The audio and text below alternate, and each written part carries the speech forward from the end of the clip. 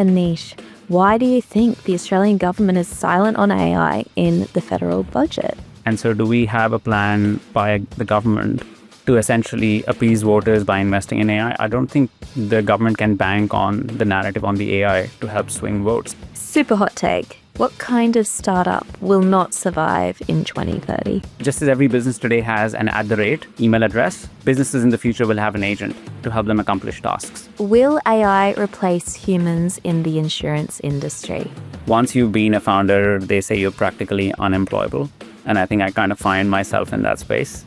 What do people get wrong about the men in finance stereotype, and what do they kind of get right as well? Hi everyone, we have our first live show of In the Blink of AI next month, May 29th, which is a Thursday, and it will be at University of New South Wales in Sydney with Andrew McCarthy, Head of APAC and Asia at Notion. Tickets are in the description below, and I hope to see you there. You're listening to a Day1.fm show.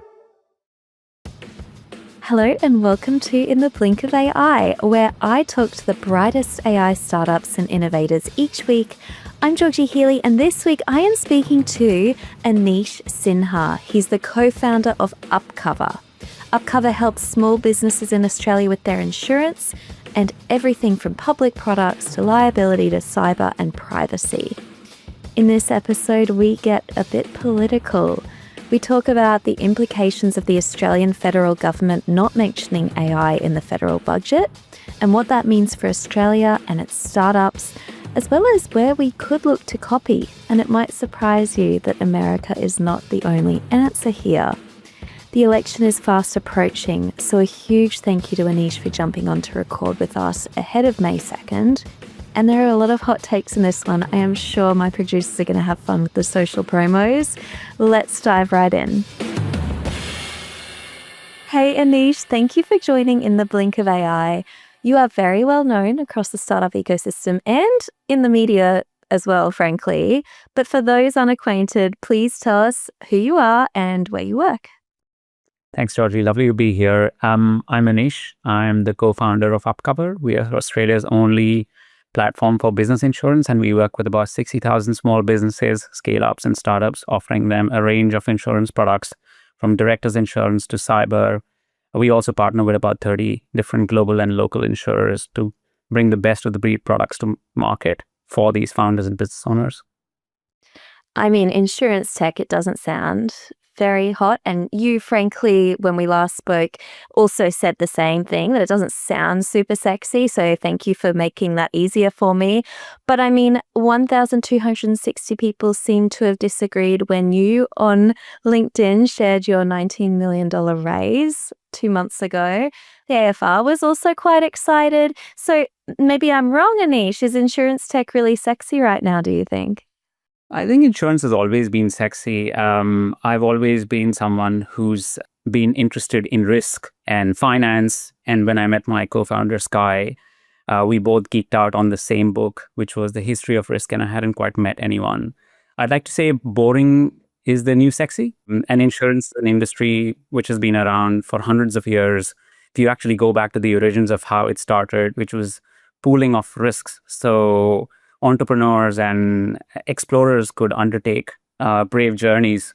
And I think it hasn't quite changed in its breed. Most founders, business owners, those building at the cutting edge of tech need some level of buffer so they can protect themselves against the vagaries of running a business. And that's exactly what a business insurance product is expected to achieve. Unfortunately, the way it's delivered is completely analog. And so we're trying to change that one product, one industry, one business at a time. I mean, when you match risk and innovation together, I could definitely see it's a lot more sexy. I'll have to think of insurance more as risk. The most popular novels right now that my book club are reading are always like fantasy and romantasy, and it's always a lot of risk and dragons and bad guys and all of that stuff. So insurance tech, who knew? Now, before you were an entrepreneur, you worked at Goldman Sachs in India. What do people get wrong about the men in finance stereotype, and what do they kind of get right as well? I think men in finance is a very Western phenomena. I was born in India. And if you were someone who was good at math and physics, you pursued engineering. And if you didn't want to be an engineer after engineering, you'd go into finance or do an MBA. And then a natural progression from there on was either you were a consultant or a banker. So in my head, banking or Goldman was where I met some of the smartest people. I found that they were extremely curious about things around them. They were extremely mathematical, very logical.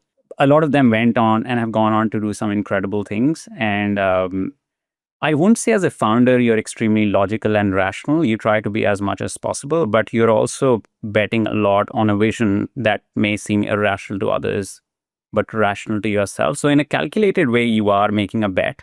I think a career in finance helps you as a founder because it helps you read numbers. And as you get to the later parts of building a business, not in the 0 to 1, but as you progress beyond the 1, the better you can read numbers, the more you can understand your key metrics.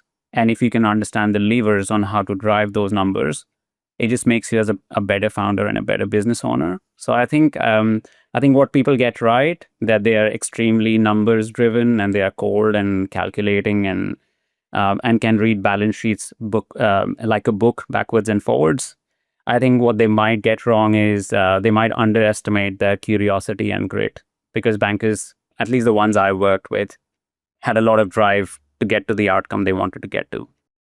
I mean, you're a special breed, Anish. I remember I had to do a few profit and loss statements and balance sheets and all of that stuff at university, and I wanted to cry every time I looked at them. But I know how important they are. Was it hard for you to kind of go from that stable job, great brand name of Goldman Sachs? I'm sure, your friends and family were all incredibly impressed, to I'm just going to start a new company that you've never heard of before, and 1 in 100 apparently fail.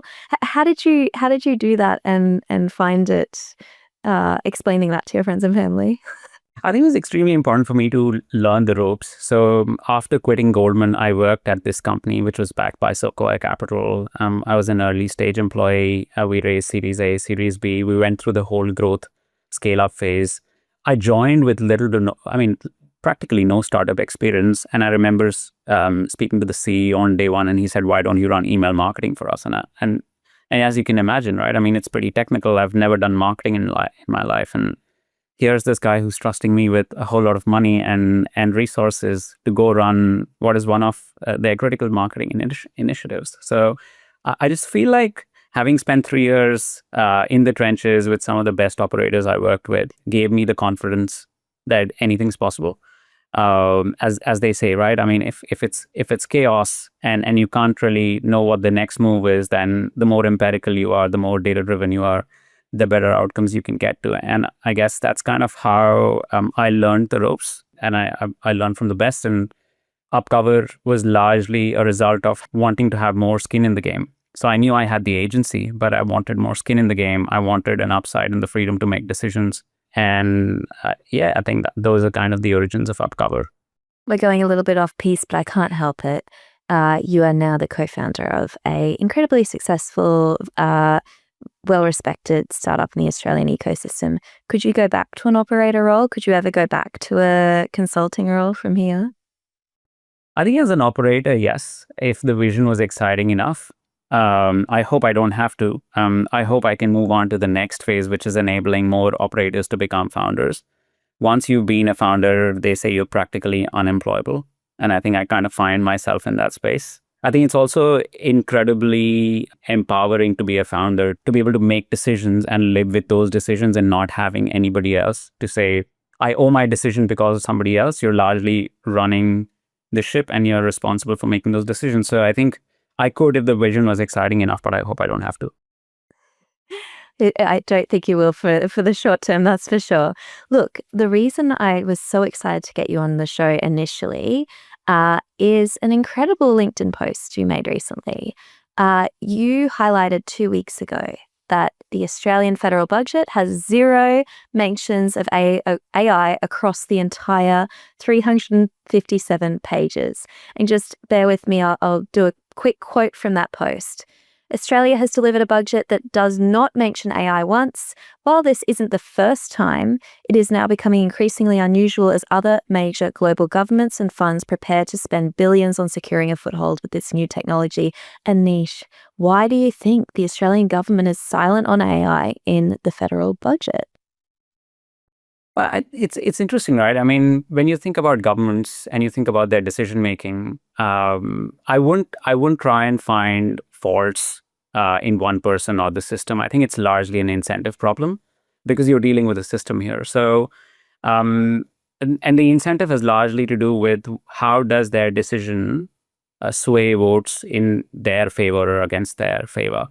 And when you think about investing in AI, the reason it gets such low attention spans from the government is because it requires long-term narrative. It requires long-term resource allocation. And so do we have a plan by the government to essentially appease voters by investing in AI? I don't think the government can bank on the narrative on the AI to help swing votes. And so that's why I go back to it being an incentive problem rather than anything else.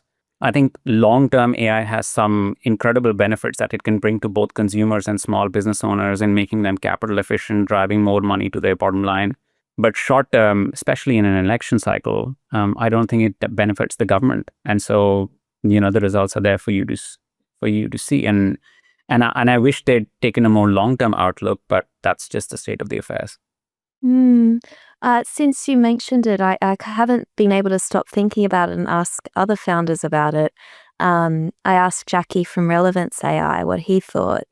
And he thought perhaps, the majority of readers of the federal budget aren't like you and I and him and all the listeners of the show that can't stop thinking about AI and are using it daily.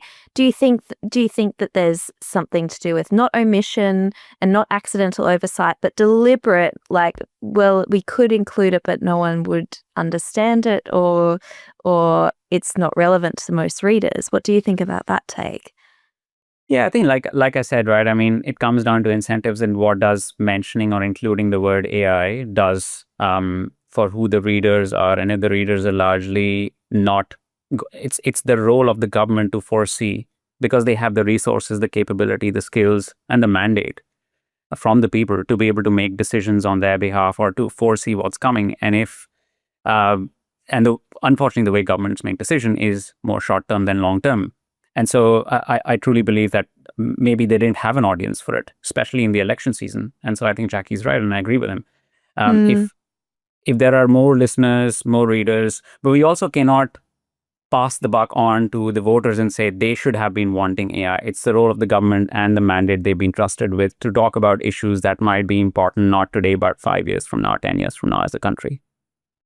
Yeah. What would you hope to see?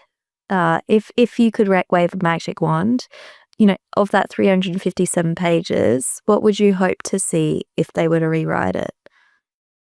Well, I think starting with some mention of AI, talking about how there will be capital that will be laid out to help companies commercialize some of the technologies that they're building, helping set up some sort of a seed fund. America and China are both great examples of how they've have a thriving ecosystem and how it's been enabled by government largely through capital infusion or through programs where they enable smaller companies to build technologies that can then be commercialized and then become VC backable.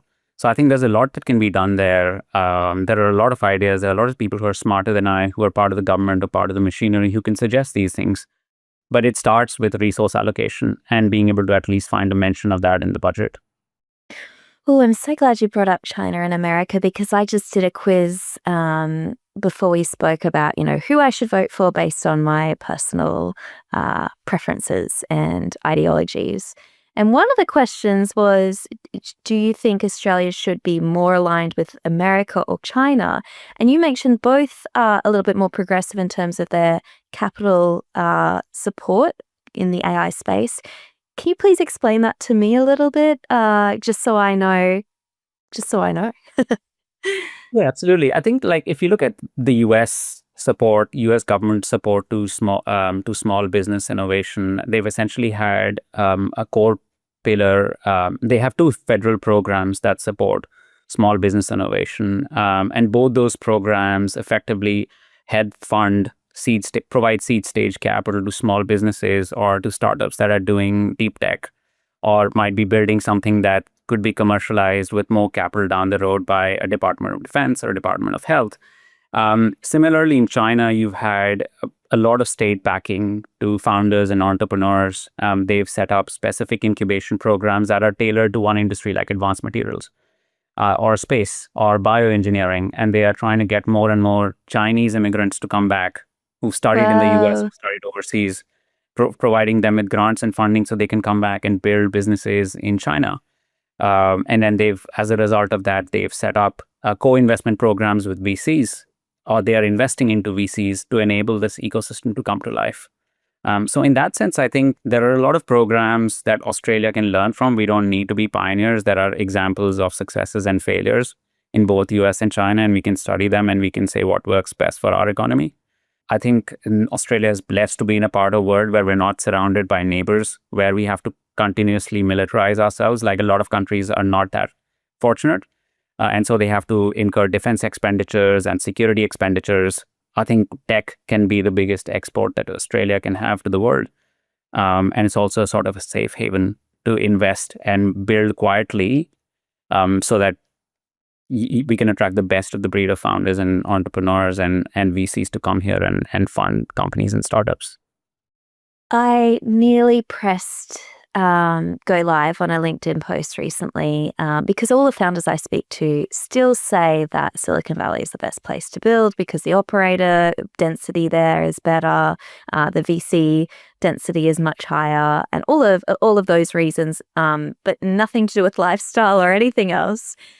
If Australia were to ever compete, is it simply a matter of, encouraging, as you say, the government could encourage Australian operators to be here if there were more monetary incentives? Or is there something else missing that would make us compete with Silicon Valley one day?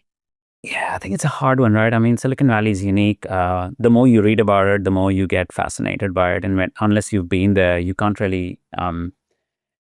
you can't visualize why it works the way it works. US has a very different risk capital structure, which means capital chases opportunity at a velocity. It backs founders and companies with very, very bold vision. And so I would say US is quite unique in that. China has had to build that up. So I think we should be inspired from the US and try and learn from China and on what US has accomplished in the last 60 to 70 years since the first venture capital dollars were deployed. China has been able to accomplish in the last 20, 25 years. So I think if we were to learn from an ecosystem, I'd pick up China over US, just because it seems more engineered, and that is what we would need to create an ecosystem here. And it starts with talent density, being able to attract the right kind of talent from all across the world. As you said, lifestyle is amazing, and no other country can promise that sort of peace, security lifestyle. And that is that can be a big selling point for really smart people, researchers who want to come here and build. At the same time, you could attract dollars and capital from all across the world to build in Australia. So I think there's a lot of ways in which we could talk about how Australia could win.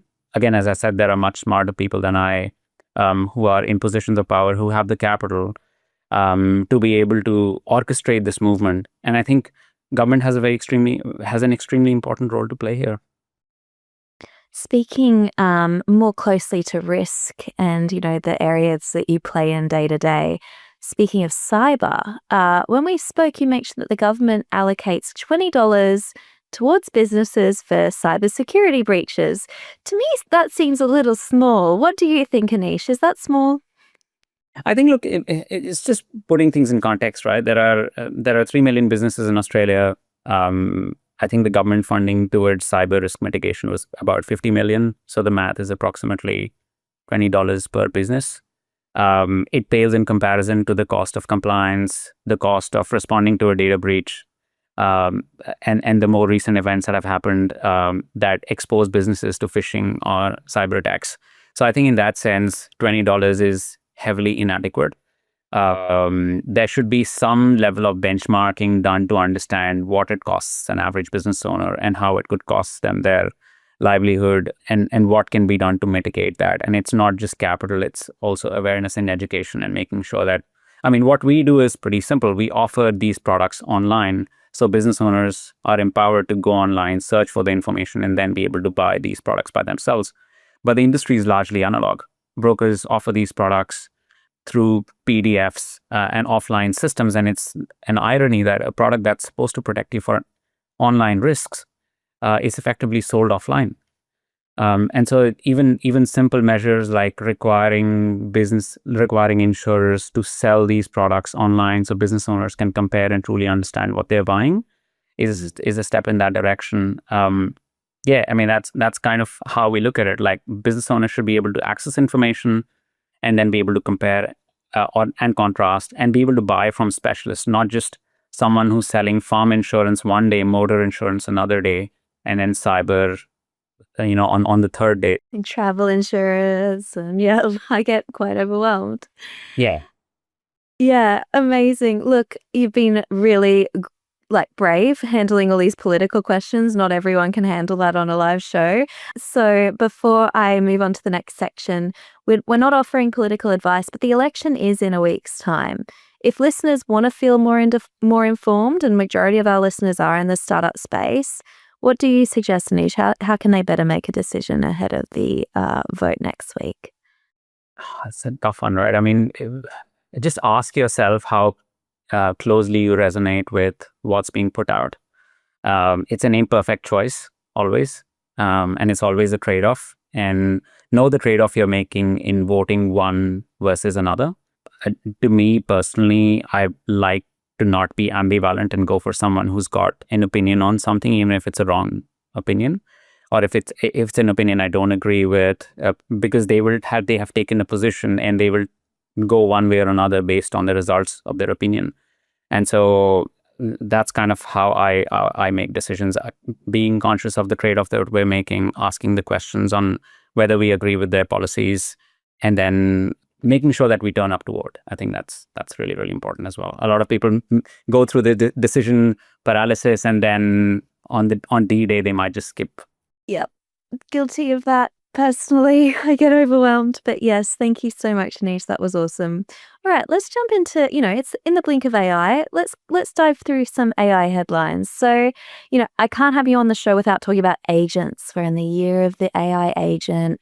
Can't, open up a news article without seeing that. Do you think it's exciting or overhyped? What are your thoughts? I think the possibilities are really exciting. If you look at the evolution of AI, it's practically 3 years old. And I still remember I started playing with ChatGPT when they released their early versions, and it would forget stuff. Did you? Wait, tell me, before you go on, what was it like? How did you even find the early versions?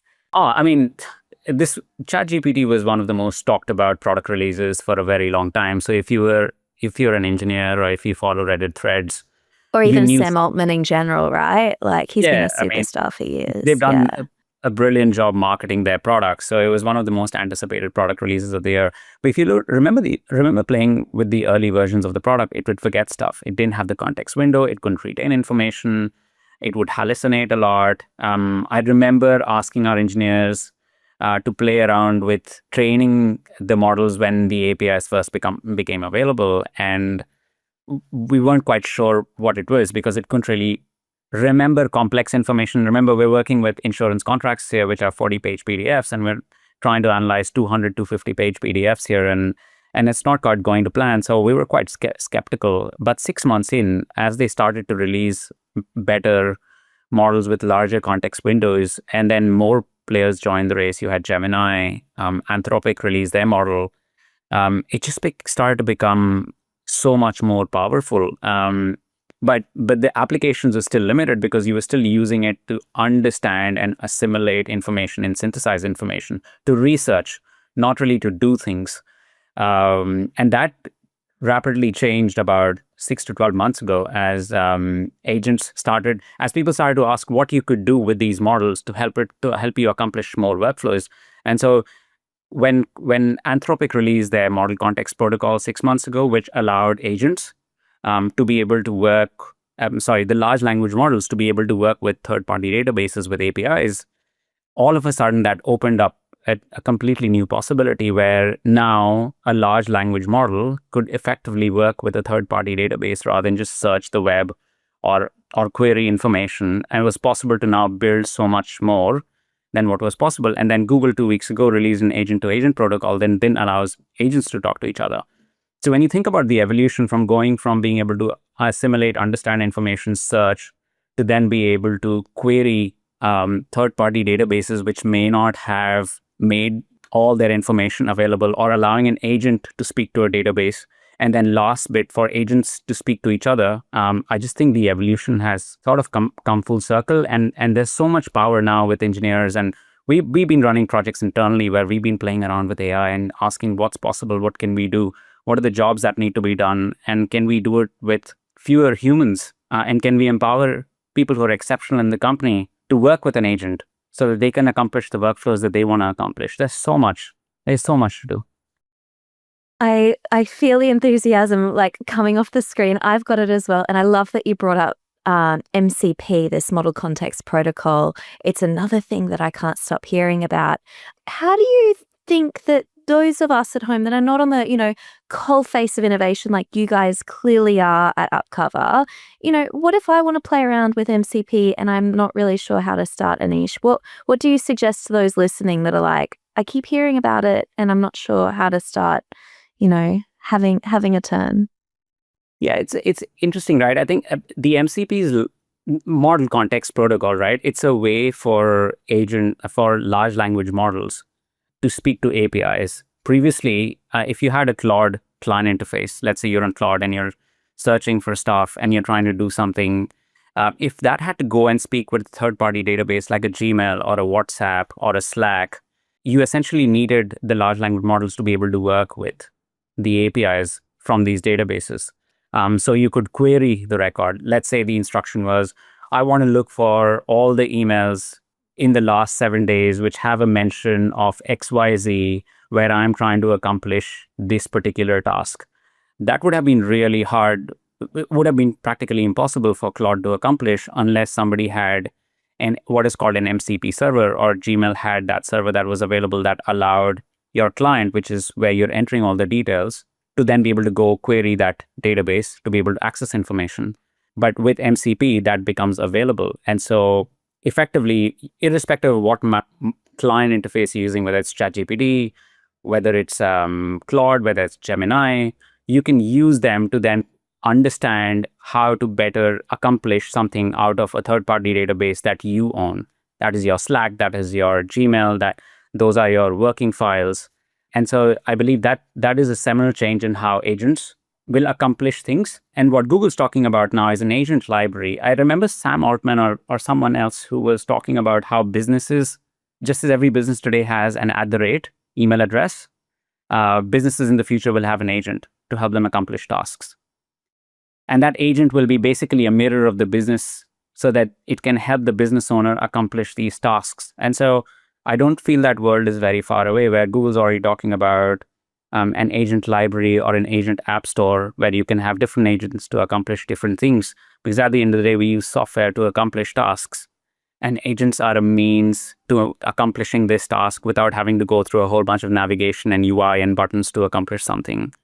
Oh, I'm so excited. Especially, the thing I always think about is I'd love my own EA, but I'm just not important enough for an EA yet. But with AI, I don't have to be rich and famous for an EA. And you mentioned the agent-to-agent thing. I can't remember what demo it was. Maybe you remember which demo it was.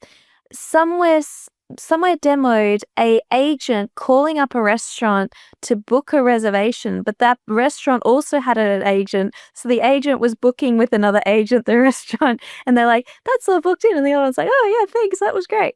They just do agents talking to each other. Yeah. Yeah, I think you can accomplish a lot of tasks here, right? I mean, agents are using different languages. They're using different models. And they may not be able to converse with each other, exchange instructions. At Upcover, we see a lot of use for, there are large language models, which are the baseline, but to be able to accomplish complex workflows that we are trying to do, where each person within the business is doing 3 or 5 or 7 different tasks, each of which requires a level of specialization. If that could be delegated to one person, running analysis on your P&L could be just one task. Trying to create and build a report that we look at every week and be able to draw insights from it could be just one more agent. And so there is so much at the horizon now for founders and for companies to be built with fewer people who are more empowered to do highly creative tasks. And for more repetitive tasks, there are agents out there that they can just utilize to get it done and improve their quality of decision making. I would love the agent to have just read through the P&L so that I didn't have to cry over it for my uni subjects. Look, I would love to hear a little bit more about how you right now at Upcover are incorporating AI. You've already told us that you encourage your engineers, even in the early days of ChatGPT, to start playing with it. Like, would you consider yourself an AI evangelist? And, you know, how keen were you to start incorporating it in your business? I think every tech founder has to be an evangelist at their business, and they have to be thinking about what else can we do to make sure that we can do more with less. I mean, there's the Shopify memo that everyone's talking about, obviously, on the use of AI. Listeners. Yeah. What we have at Upcover is primarily an AI channel where we talk about the latest and greatest. It's largely me posting about all the stuff that's happening because I like to keep on top of stuff, and stuff's changing so quickly, and there's so many releases every week. And it's largely to get a dialogue going in amongst the engineering and the product folks to make sure that we're all on top of what's happening. And also we're trying to move away from how software has been traditionally built. If you think about how software was built pre-AI era, there were a whole bunch of tools and buttons, and this is largely for anyone that has a user interface. You had to navigate a whole bunch of workflows and buttons to be able to accomplish a task. And what AI enables you to do is effectively get straight to accomplishing the task. You don't necessarily have to go through that workflow, understand what the views look like. You want to accomplish something, and the agent helps you accomplish it.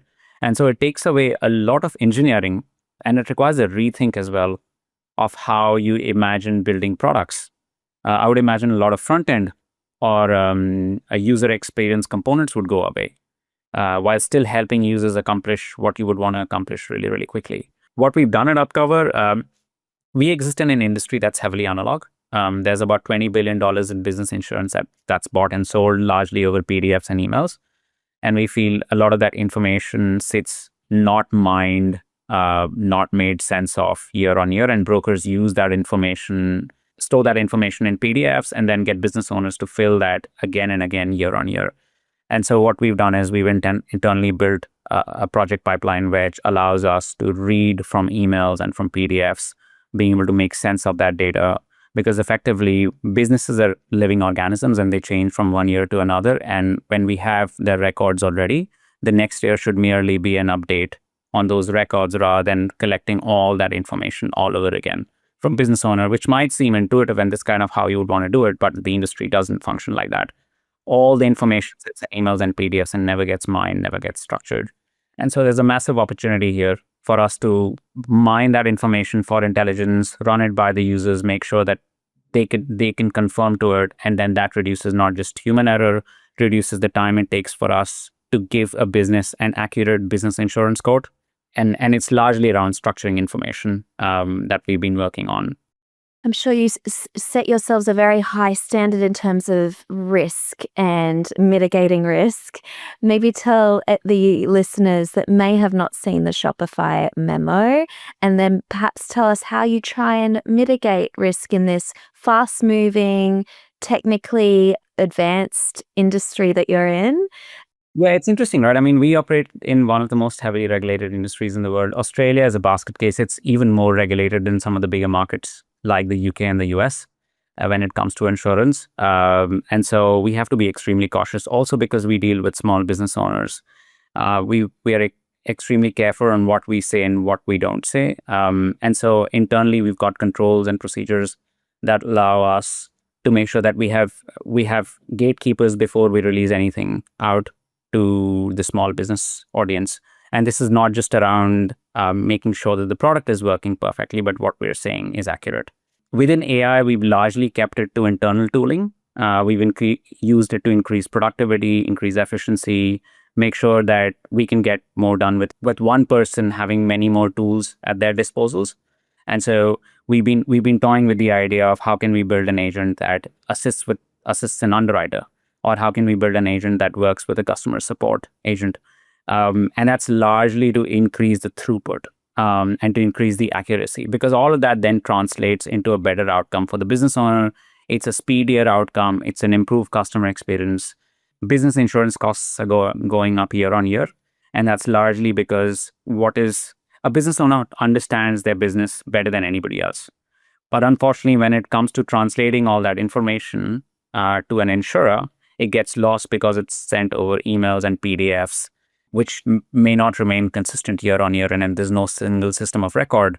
It's hard to price risk accurately. And so it all starts at input. How do we collect that input from the business owner? And then how do we persist that back to the insurer? And so when I said it's all about structuring data and enabling folks at Upcover to be able to structure that data and present that data to the insurer. And that's what we've used AI for as well internally, to simplify and streamline that flow of information, so we can do it better than any other broker on the street, any other entities that are trying to deliver that experience. This time has flown by. I've been enjoying it so much that I've got one question before we get to the rapid fire. Yeah. What startups do you admire, Anish? You're quite, you might not consider yourself mature, but you're quite mature compared to a lot of startup founders that are working with AI in Australia. Who do you admire in the Series C+ stage? I've got 3 names and different industries. So Samsara Eco from the recycling space. Love the vision and the mission, and the fact that it's for the planet. Cover Genius from our industry. They're kind of pioneers in the space, and I think they got their start in 2013 or 2014. So really early on the horizon, and insurtech and fintech wasn't a thing. So I put them on the same level as the Afterpay guys, but they're kind of Series C, Series D. And then Gilmour space, because they're pushing the envelope on what's possible. What's Gilmour space? I think if you Google them quickly, they're I'm gonna probably, they're the SpaceX of Australia. If I kind of What? How do I not know about them? yeah, it's just Wow. Oh yeah. Okay, Yeah, just- Gilmour Space Technologies, MOUR, leading launch services company in Australia. I need this on my radar. That's epic. yeah. It's just, and I think they're Queensland based. Oh, I'm a Brizzy girl. I won't be pulling a Katy Perry, but I might go follow their journey anyway. Yeah, that's like I would have imagined Wow. Australia is such a great country to build and launch space programs from if there's enough capital, because there is absolutely talent coming out of universities. There's the talent, and there's also, like, think about just the huge surface area of desert from which you could launch from, right? Yeah, I mean, there's just such a potential. My friends, a lot of them did space and mechanical engineering at UQ, at the University of Queensland. Yeah. It was kind of all your, it was a double major degree, so all your elective subjects were space related. Right. And unfortunately at the time, and admittedly this is, some time ago, there just wasn't the job market in Australia for those kinds of jobs. So you could go and work for NASA after that, but there was very little here in Australia. So I'm glad to see that that's changed a little bit. My husband actually did space and mechanical engineering, and just ended up doing mining industry stuff, which wasn't as inspiring, I will say. Yeah, it's just, I think growing up in India as well, a lot of people who were great. So there are like a couple of programs at universities that offered aeronautical engineering, and a lot of people went to the Jet Propulsion Laboratory at NASA. Like that's kind of where everyone landed. And so it's natural that SpaceX was founded there. But, in this day and age, I think governments like China are investing significantly in building homegrown aerospace industries. So as India, I think Australia is not far behind. I mean, I'm sure there should be more companies like Gilmour Space coming out of Australia. Yes. But it's an incredibly hard one to build in. Yeah, I imagine the capital intensity is not low. So, Okay, anyone really rich listening, please go support or build one of those companies. Mate, we're at the end of the interview. I am so pumped for some rapid fire questions. Are you ready? yes. In your very small window of free time, what AI tools do you play with? What do you find fun? What are you loving? I'm using Claude and Replit together. And this is largely to build product demos, prototype, to find inspiration in what we can design and build quickly without involving the engineering team. Claude, I just generally think is extremely versatile. And I also use Notebook LM. Oh, yeah. Yeah. I love Claude. I love Notebook LM. Will AI replace humans in the insurance industry? Yeah. I think AI can replace the business ops and the process ops. There's a lot of process ops that sits within insurance companies. And that is all the paperwork that's required to file policies and calculate premiums and do the back end work of making sure that these programs are running properly. A lot of that can be outsourced to agents. I still think that the selling of particularly larger policies where businesses are spending $5, $10, $15, $20,000 will be accomplished by humans. But those humans could be assisted by AI agents to make the sales process more accurate, to help the salesperson get up to speed and become more competent. Because as you can imagine, Gilmour space is a business, and so is Upcover, and so is Cover Genius, and so is Samsara. And when you think about the breadth of complexities of activities that each of these businesses are engaged in, it's humanly impossible for someone to be able to assist all these businesses with accurate underwriting and being able to make insurance available to them. And I think agents have a real useful role to play here because they can synthesize, streamline, and assimilate all that information, make that easily available. So these contracts work to the needs of the business and to protect these businesses against the risks that they are taking in their entrepreneurial endeavors. Yeah. I don't want to be reading all those PDFs personally. What's one scary headline we might expect in the insurance industry in the next year or so? I think as with LA fires, I think just the level of risk with climate related events and how that plays into insurance pricing. I think those events are no longer black swan events, no longer once in 100-year events. The intensity is just going up and it's becoming harder to predict which property risks will get impacted. If you're a motor insurer, it's hard to know when a hailstorm will happen and what the impact will be. Same with fires and floods. And so I believe those headlines will become scarier and it impacts the end customer and the business owner because their insurance costs then end up going through the roof. And for no fault of theirs, right? Yeah. Normally we are so mad at the insurance company for not paying off, every single thing that can happen. But is it true that the insurance companies in LA had to raise their premiums to a point just because they knew something like this would happen in the Palisades region? And then people obviously couldn't afford them, but obviously it's not the insurance company's fault either. They're not doing it out of, in a vacuum, are they?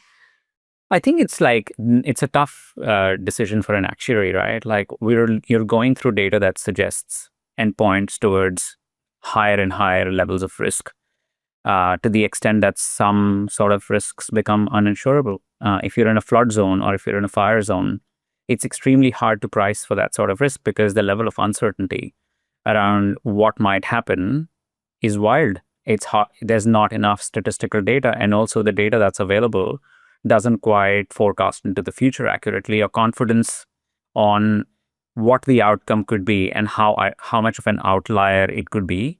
You have very low confidence in your ability to predict, and so effectively those risks become uninsurable. So I don't know what the solution is. There is more money going into research and AI-led forecasting, but as we understand, AI is prone to hallucination. So it's hard to know where, how the industry will come around to it. Really appreciate your honesty and your expert opinion on that. It is a tough one. Say we experience AGI in the next 10 years or maybe 20, depending on your definition of AGI. Is this a net positive or negative for humanity, in your opinion, Anish?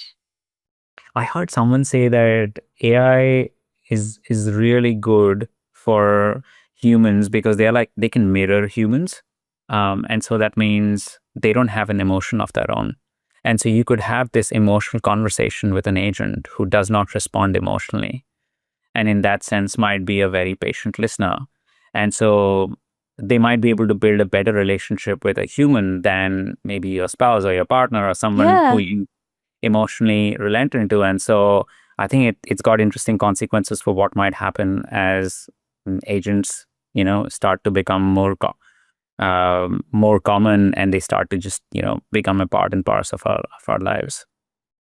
I had this experience where, not always, but sometimes I'll put my foot in my mouth, right?